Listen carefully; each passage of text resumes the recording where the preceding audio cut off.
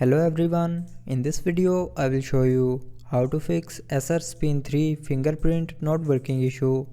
So before starting the video, don't forget to subscribe the channel and also press the bell icon.